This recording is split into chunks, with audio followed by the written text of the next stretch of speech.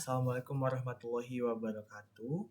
Sebelumnya perkenalkan kami dari kelompok 13 dengan anggota saya Moses Cesara Freno dengan NIM belakang 177 dan partner saya Geraldo Evan Nathanael Sarumaha dengan NIM belakang 175. Kami membuat video penjelasan secara terpisah dan ini adalah video penjelasan part yang pertama untuk memenuhi tugas akhir atau project dari mata kuliah struktur data dan algoritma. Langsung saja kita masuk ke dalam penjelasan kode-kodenya. Yang pertama di sini pada bagian atas kami mempunyai import. Jadi import ini adalah kami mendatangkan atau memasukkan library-library yang kami butuhkan untuk membuat project ini. Seperti Pandas, NumPy, sklearn, matplotlib, dan warning. Nah, untuk Pandas dan NumPy ini adalah untuk mengelola dataset yang telah kami pilih.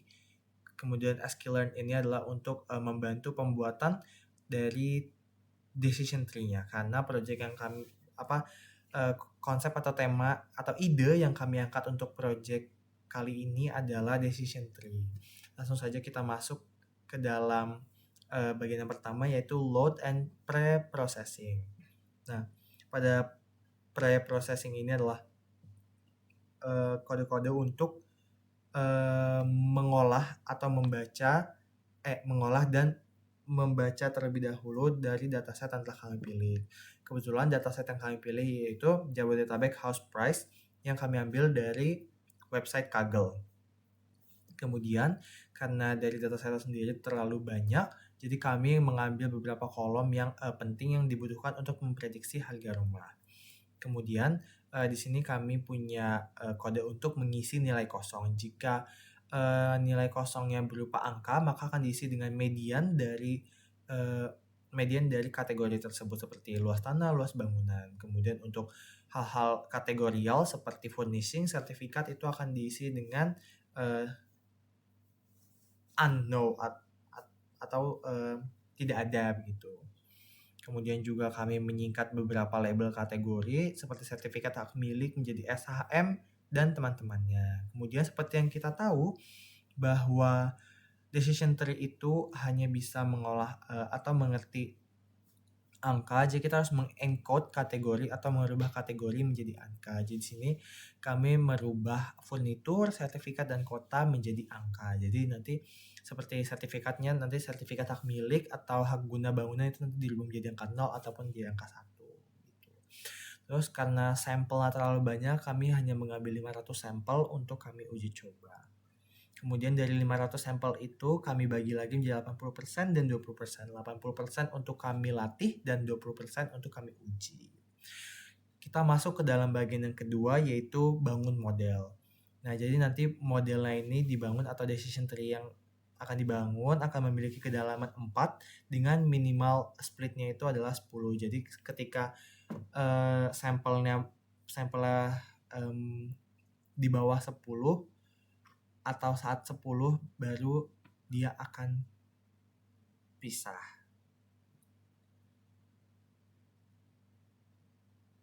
Dengan minimal 10 baru dia akan pisah. Begitu untuk tetap memastikan prediksinya tidak terlalu jauh dari harga aktualnya. Kemudian kita masuk ke dalam bagian ketiga yaitu cetak struktur pohon dalam bentuk teks. Jadi kode ini nanti akan menghasilkan struktur tree-nya tapi di terminal, jadi dalam bentuk teks dengan sama seperti tadi dengan maksimal kedalamannya adalah 4. Kemudian kita ada feature importance, ini adalah akan menunjukkan atau membandingkan seberapa penting suatu fitur dalam menentukan harga prediksi. Maksudnya dalam menentukan prediksi harga. Jadi seperti misalnya siapa yang lebih penting di antara luas tanah atau luas bangunan seperti itu. Kemudian di bagian yang kelima ada contoh prediksi. Jadi di sini kami mengambil 5 sampel dari data yang telah kami uji untuk kami selisihkan atau kami hitung. Seperti yang bisa dilihat ada aktual dan prediksi. Jadi nanti akan dihitung selisihnya dari harga aktual dengan harga yang diprediksi oleh sistem untuk melihat apakah sistem bekerja dengan baik atau tidak. Kemudian ada yang bagian ke-6 adalah visualisasi utama, itu akan masuk ke dalam penjelasan yang dipaparkan oleh partner saya Geraldo. Berikutnya kita masuk ke dalam kode visualisasi utama custom tree diagram.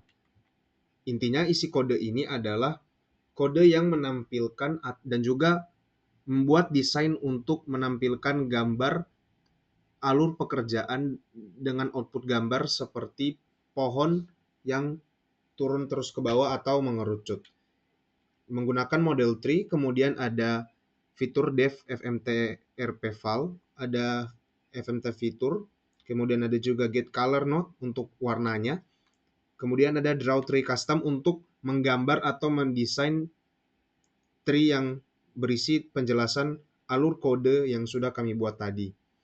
Kemudian ke bawah, ini kode untuk desainnya, ukuran persegi panjangnya, ukuran garisnya, ukuran teksnya. Ada juga kode untuk menampilkan warna dan juga interface daripada tree-nya. Lalu ada gambar satu pohon keputusan. Nah, ini kode yang akan mendesain dan juga menampilkan gambar dari alur pekerjaan tersebut, alur kodenya. Ini ada kode yang menampilkan desain ataupun pilihan warna yang bisa ditampilkan dalam gambar tersebut. Kemudian ada legend atau legenda, yaitu elemen-elemen yang akan ditampilkan di dalam kode tampilan gambarnya. Berikutnya ini kami sudah merun atau menjalankan kode yang telah kami buat dan menghasilkan output seperti berikut. Pertama-tama kami akan menjelaskan terlebih dahulu output yang dihasilkan di terminal terlebih dahulu.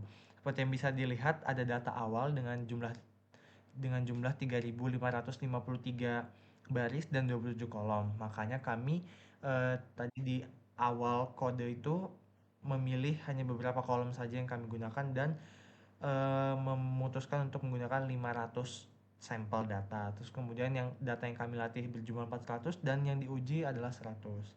Kemudian outputnya juga ada struktur pohon dengan kedalaman 4 yang memisahkan luas tanah, luas bangunan, dan yang terakhir adalah daunnya atau prediksi harganya. Bisa di scroll ke bawah. Kemudian juga yang berikutnya ada fitur pentingnya fitur. Maksudnya pentingnya fitur ini bagaimana? Jadi seberapa banyak fitur seperti luas tanah, kota, luas bangunan itu mengkerucutkan atau membantu dalam memprediksi harga rumah. Seperti luas tanah, kota, dan luas bangunan memiliki persentase kepentingan yang lebih tinggi dibandingkan fitur-fitur lainnya seperti kamar tidur, kamar mandi, dan fitur-fitur lainnya. Kemudian di bawahnya lagi kami juga ada output contoh prediksi dari 5 data yang telah kami uji. Mungkin bisa di-scroll ke bawah. Nah, di sini bisa kita lihat langsung ke bagian selisihnya dengan selisih yang menurut saya lumayan jauh. Nah, kenapa selisihnya bisa lumayan jauh? Ini karena project kami sebenarnya terdiri dari decision tree dan juga machine learning. Cuma berdasarkan arahan dari dosen pengampu mata kuliah ini, kami diarahkan untuk fokus terhadap struktur datanya saja. Makanya terdapat selisih yang bisa dikatakan lumayan jauh. Kemudian kode yang kami buat ini juga menghasilkan output berupa gambar visualisasi dari struktur tree-nya. Mungkin bisa ditampilkan untuk gambarnya.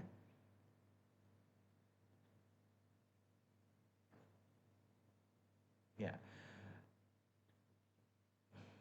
baik. Terima kasih. Jadi ini adalah visualisasi dari struktur tree yang kami gunakan untuk project kami pada kali ini.